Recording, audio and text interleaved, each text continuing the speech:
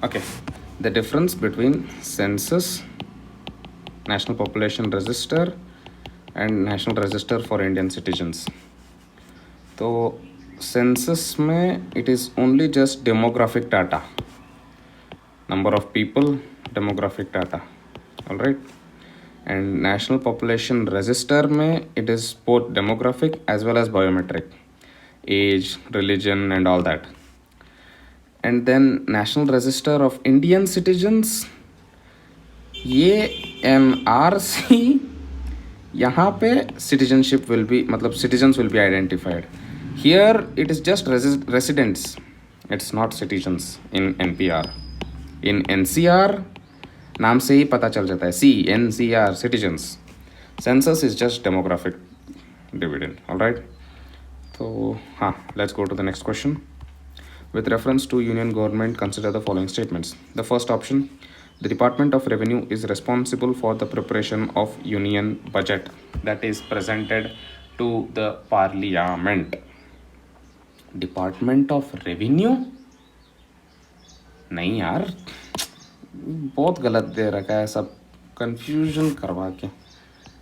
नहीं, ये यूज़ करना है. डिपार्टमेंट ऑफ रेवेन्यू नहीं. What is it?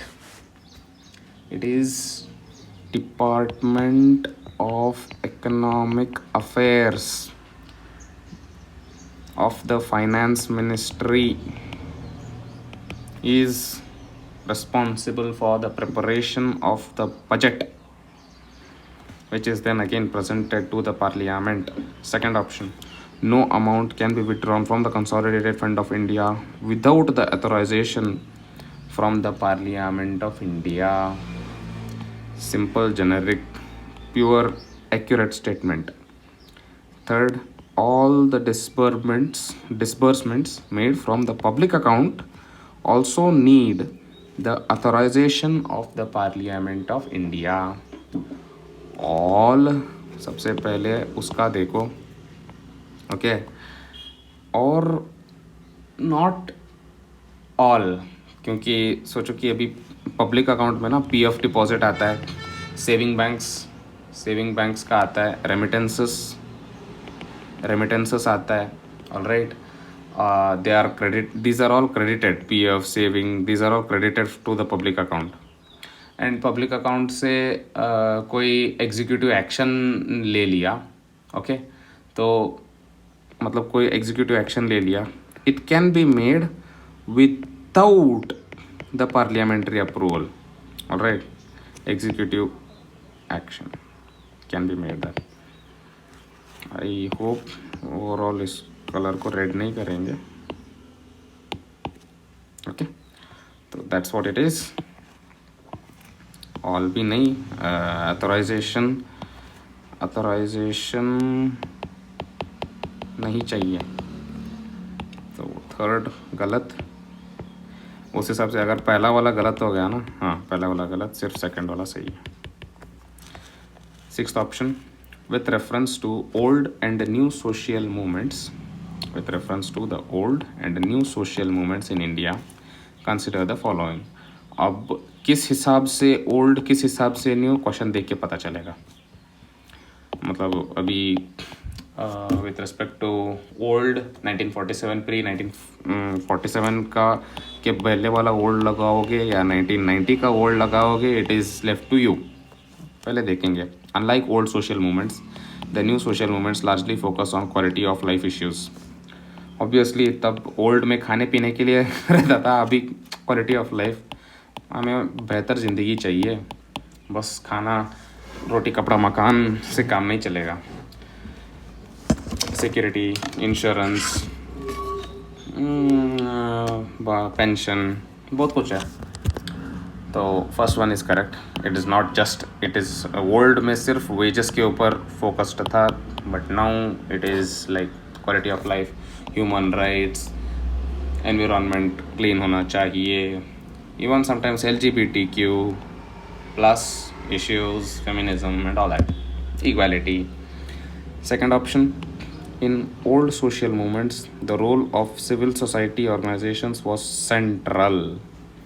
old social movements, the role of civil society organizations was central, whereas in new social movements, political parties have assumed the central role.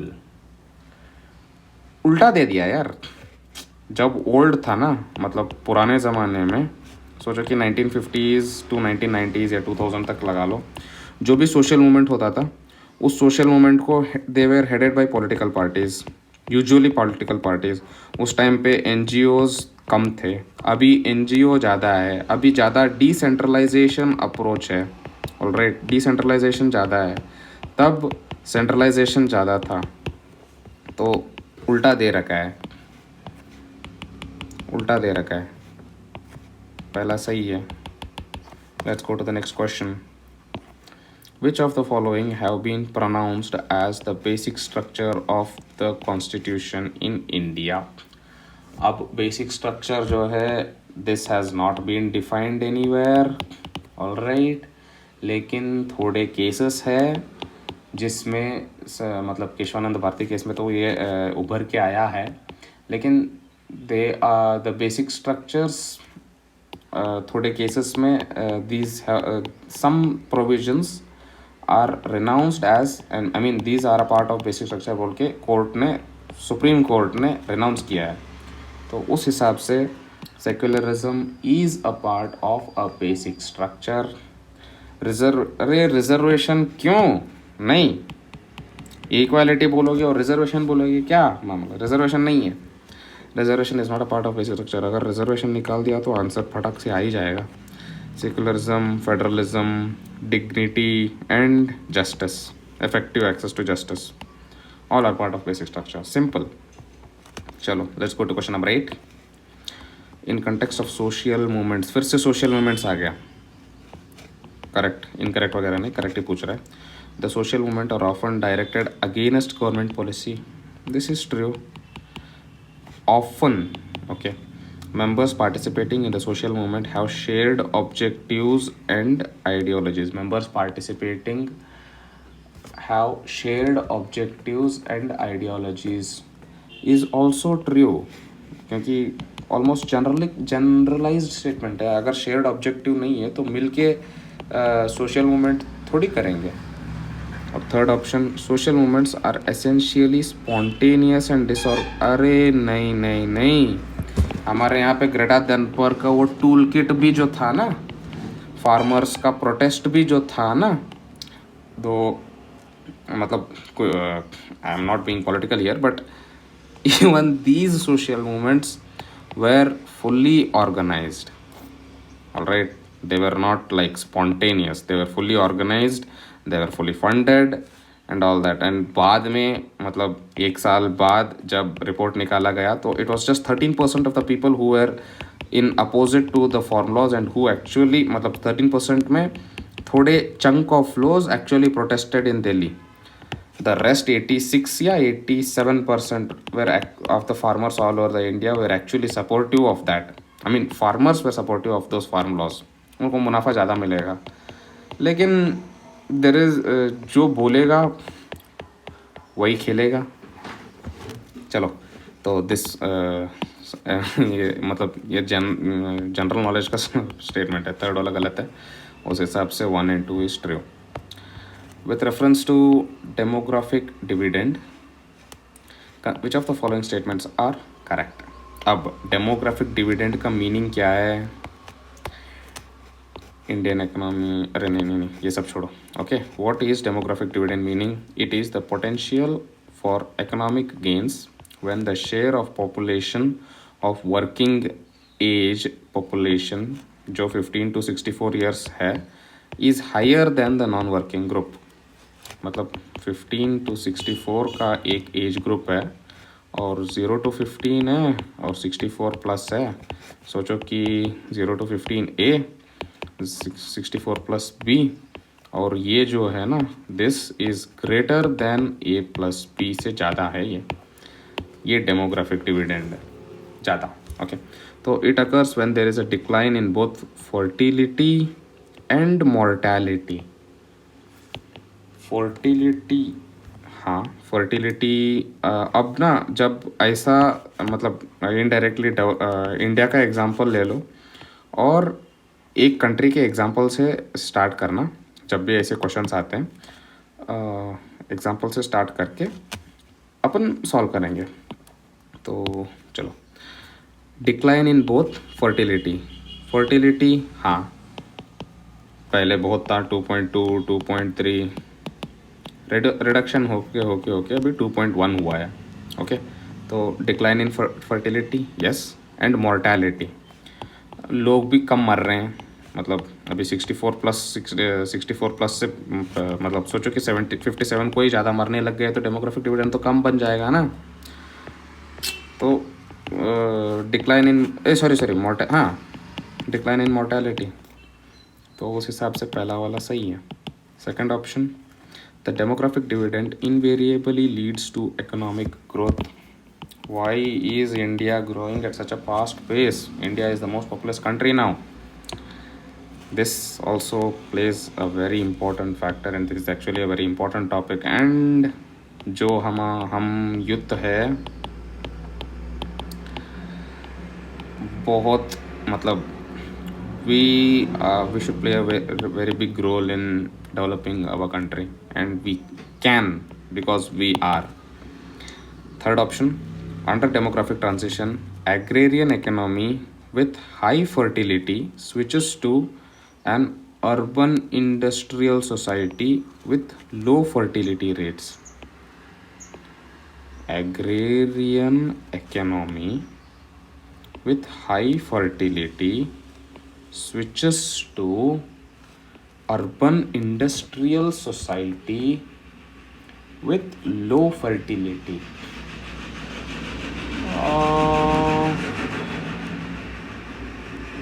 ये actually सही है। एक second, अगर तीनों की तीनों सही है तो हमें फिर निकालना कैसा है? अरे sorry, I am so sorry. अगर सेकंड ऑप्शन अगर हम और एक बार देख लिया ना तो डेमो मैं तो वो भूल ही गया था। सॉरी। डेमोग्राफिक डिविडेंड हाँ इंडिया के लिए वर्क करेगा, लेकिन यार पाकिस्तान भी तो है पाकिस्तान के लिए वर्क करता है क्या? Invariably, this is what I actually मतलब I forgot to look at the in the depth of the question. Invariably मतलब अगर डेमोग्राफिक डिविडेंड है तो पक्का ग्रोथ हो के ही रहेगा। That is what this says. तो दैट इज रॉन्ग, गलत है वो, इट डजंट से दैट। तो उस हिसाब से the option is 1 and 3 and 4 में इसमें भी वही दिया है। तो अगर इंडियाज़ डेमोग्राफिक डिविडेंड के बारे में अगर कुछ देखना है ना तो हियर यू कैन, मतलब declining birth rate and death rate, 62% of the population जो है 15 to 59 ईयर्स है, and available for 5 decades, longer than any other country in the world. And this demographic dividend we have to utilize to the fullest to मतलब हमारा अभी भी 5 decades मतलब 2070 net zero बनने का जो है ना तेरा एम, तब तक हम बूढ़े भी हो जाएंगे 50 साल में। तो it is nothing but the perfect opportunity to live our best lives with the government, for the people of the country, to make it better. And increased fiscal space with decrease in dependent population of children and elderly, thus reduce unproductive consumption. यह बहुत सही benefit है। और women participation को बढ़ाना है, savings rate बढ़ती है। चैलेंजेस तो jobless growth, skilled labours, asymmetric demography, Bihar को लो और सिलिकॉन वैली कर्नाटका को लो, आईटी हब में दोनों को सेम स्तर पर नहीं रख सकते। हाँ, सम is good in some is good in something else, but fine. Informal nature of the Indian economy, हाँ, almost 80% या 90%. I'm not sure of the data. So okay, that much is informal. Large investment is required in education and health sector. That is also a challenge. What needs to be done? Healthcare, education, labor force participation, finance, entrepreneurship. Way forward तो ये सब है. These all can be asked, but fine. चलो ठीक है. Let's go to the next question. Consider the following statements with respect to a no confidence motion. There is no mention of a no confidence motion in the Constitution of India. This is actually true. No confidence motion is actually like nowhere mentioned in the Constitution of India. However, एक second, हाँ, this is true, but actual कहानी तो पता होना चाहिए ना. अगर वो होते तो मतलब हाँ सब सही है सब गलत है, वैसे करते करते आगे चल सकते हैं. Rule book of 198 of rules and procedures of Lok Sabha, इसमें rule book 198 rules and procedures of Lok Sabha specifies the procedure for no confidence motion. All right. And second option, a motion of no confidence can be introduced obviously in Lok Sabha only. A motion of no confidence can be introduced in Lok Sabha only. That is true. So simple. All right. Let's go to the next. फिर से nation versus state. Last paper 1 में भी discuss किए थे, paper 2 में भी same discuss करना पड़ेगा. अब एग्जांपल लो, टर्की. अभी फ़िलहाल अर्थक्वेक हुआ है. We are sending huge amount of shipments to it to help Turkey people और सीरिया. तो हाँ, टर्क्स जो है टर्की में है, सीरिया में भी है. कुर्ड्स मतलब हाँ, नहीं कुर्ड्स नहीं, टर्क्स, यहाँ पे क्या बोलते हैं, central Asian countries, Kazakhstan, Kyrgyzstan, even Uyghurs, वो भी तुर्क्स होता है. ये सब मिला के ना नेशन बन सकता है. मतलब ये अपने आप को कल्चरल आइडेंटिटी दे सकते हैं अपने आप को. But state is a geographical boundary, specified geographical boundary. India, it is a state. Pakistan, unfortunately a state. चलो let's see the first op. नहीं पहले अच्छी तरह से डिफरेंस ले लो. और कुछ है क्या? नहीं, हाँ, बाद में ऑप्शन बहुत ईजी हो जाएगा. State, independent political entity with fixed geographical boundaries. Nation, common history, common origin, common culture, common ethnicity और कॉमन लैंग्वेज होने के बहुत सारे अगर पीपल हो गए तो that can be a nation. It refers to a group of people. State refers to a territory which is fixed. Nation doesn't have a fixed territory. State is political and legal. Nation is socio-cultural. अब छोड़ो, नहीं, controversial हो जाएगा. Okay. State can be created consciously. State can be created consciously. Nation, it cannot be created consciously. Simple example हो यार. अब nation के सामने ना टर्क लगा लो और स्टेट के सामने इंडिया लगा लो, या नेशन के सामने आप कोई दूसरा एग्जांपल लेना चाहते हो तो नहीं, पंजाब नहीं, खालिस्तान का एलिमेंट हम नहीं लेंगे.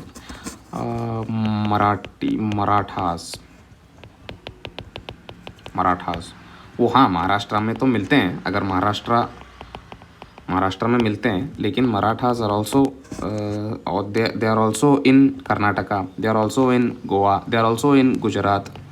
ओके, आंध्र प्रदेश में भी थोड़े लोग हैं, थोड़े रीजन्स हैं, तो वैसे भी आप लगा सकते हो. तो नेशन और स्टेट में it can be created consciously. State can be, ये कॉन्शियसली नहीं, ये हो जाता है. और स्टेबिलिटी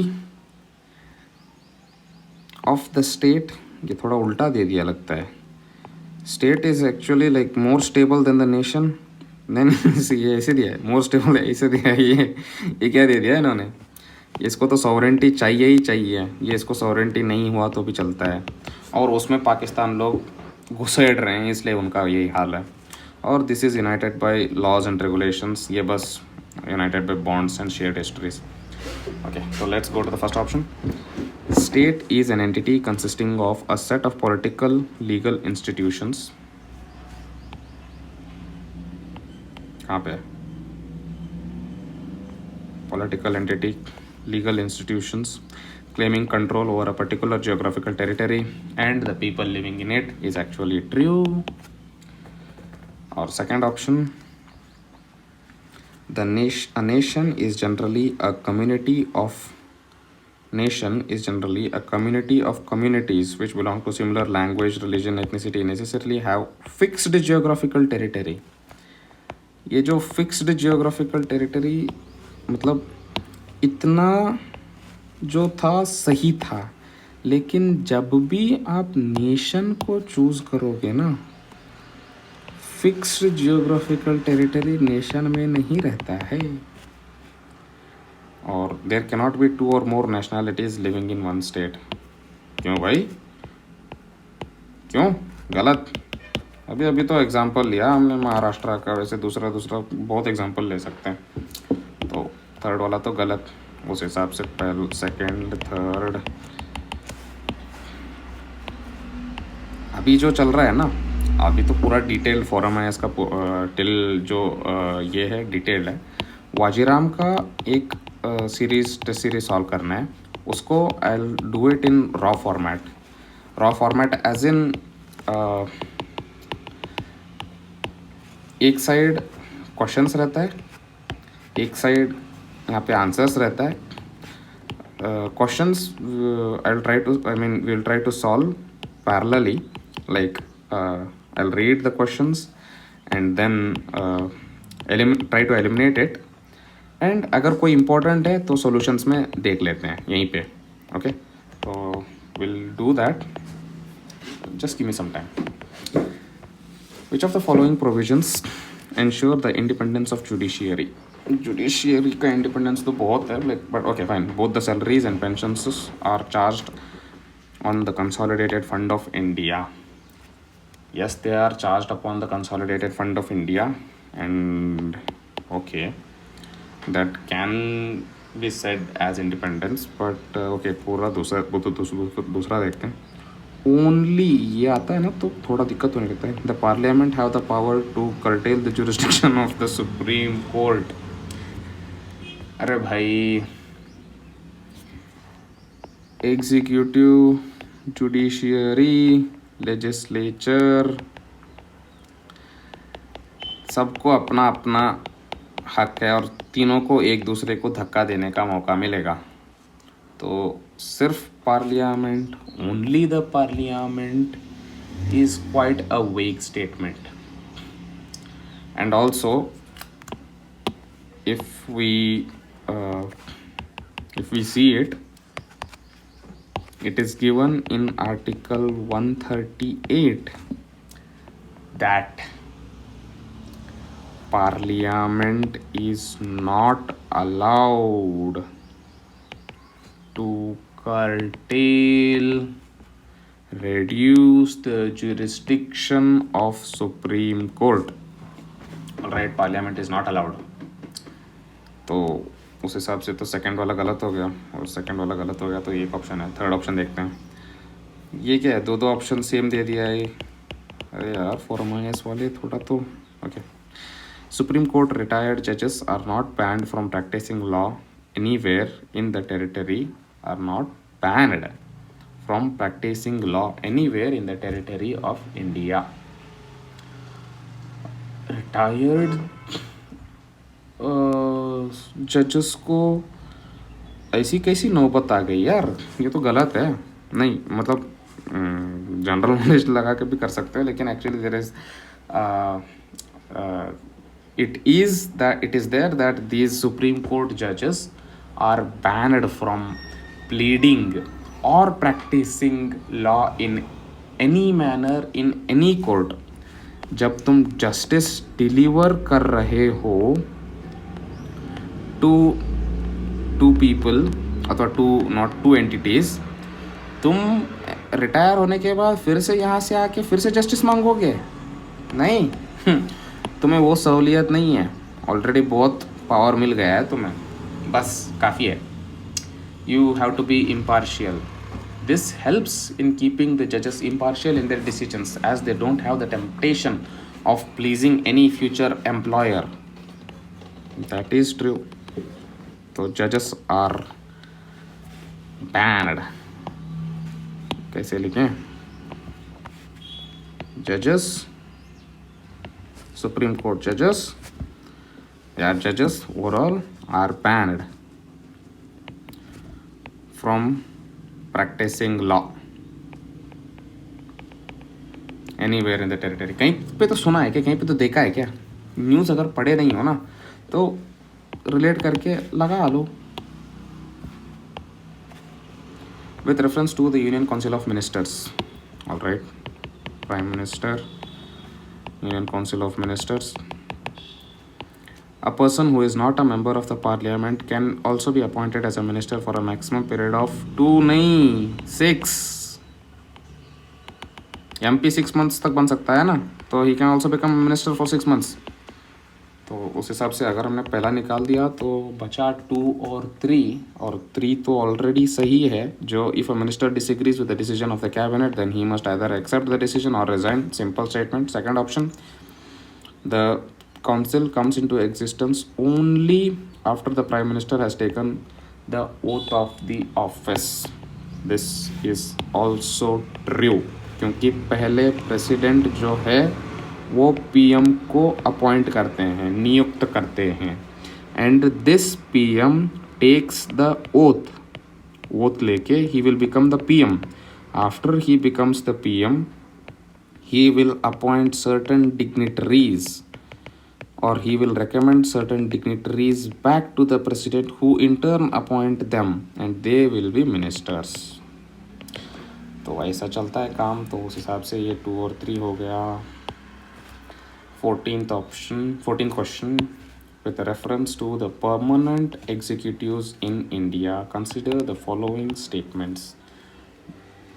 परमानेंट एग्जीक्यूटिव हम ही लोग हैं यार, ज़्यादा यहाँ वहाँ जाने की ज़रूरत नहीं है. हमारा फ्यूचर को देख लो. The bureaucracy cannot take any political position on policy matters. This is actually true. जो मैं बात कर रहा हूँ, I might sound political but I am not. It's just to remember the things in a certain way. तो mains के time पे पता चल ही जाएगा. अगर पॉलिटिकल हो गया तो आंसर्स नहीं देंगे, और इंटरव्यू के टाइम पे तो निकाल के बाहर फेंक देंगे. चलो, bureaucracy cannot take any political position on policy matters, which is true, and both central and state governments can take disciplinary actions against officers of all India. हाँ यार, दोनों तरफ से मार पड़ेगी अगर गलत हो गए तो. लेकिन ये जो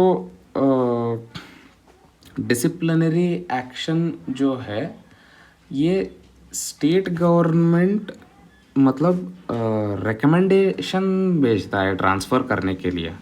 तो उस हिसाब से मतलब ओवरऑल ऊपर से देखा जाए तो it is like what you say, transferring and all is not considered as a disciplinary action. Alright, जब डिसिप्लिनरी एक्शन का अगर हम डेफिनेशन देखा जाए ना, तो डेफिनेशन पर से स्टेट गवर्नमेंट विल नॉट, उस हिसाब से ये गलत हो जाएगा.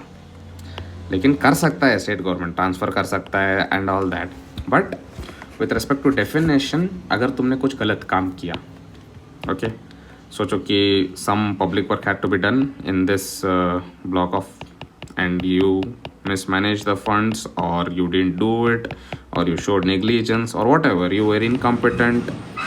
In that case, and you are proved incompetent by court, or any whatever, you are proved. In that case, disciplinary action will be taken against you by the union government, not the state government. मतलब on paper only central government can take disciplinary actions against all India services, Rajya Sabha करता है यार. And what do you से, हाँ वही है. वैसे state government recommend करता है कि ट्रांसफ़र करो, ये करो, वो करो, लेकिन यूजुअली आप देखेंगे कि अगर सोचो कि कोई स्टेट है, कर्नाटका स्टेट है, ओके, अभी यहाँ पे एक 2 ऑफिसर्स हैं. 1 ऑफिसर कर्नाटका एडमिनिस्ट्रेटिव सर्विस से क्लियर किया है और दूसरा ऑफिसर ऑल इंडिया सर्विस से क्लियर किया है, ओके. तो उस हिसाब से अगर दोनों अभी इस डिस्ट्रिक्ट में है तो, और एक ML है और उसको कुछ मतलब काम करवाना है, दोनों को बोल सकता है, लेकिन वो ना ज़्यादा फोर्स से बोलेगा उसके इस कर्नाटका से जो सिलेक्ट हुआ है ना, उसको बोलेगा तू काम कर वरना तेरे तेरे तेरे खैर नहीं, ऐसे वैसे. लेकिन इसको बोलेगा काम काम कीजिए. मतलब कैसे पता, you get the point. I won't go much into it. मैं कभी ज़्यादा एक्सप्लेनेशन में नहीं, बहुत ही डिटेल में आई समटाइम्स से it out in a different way. Alright, तो गलत है, ये सही है, उस हिसाब से this will be just 1 only.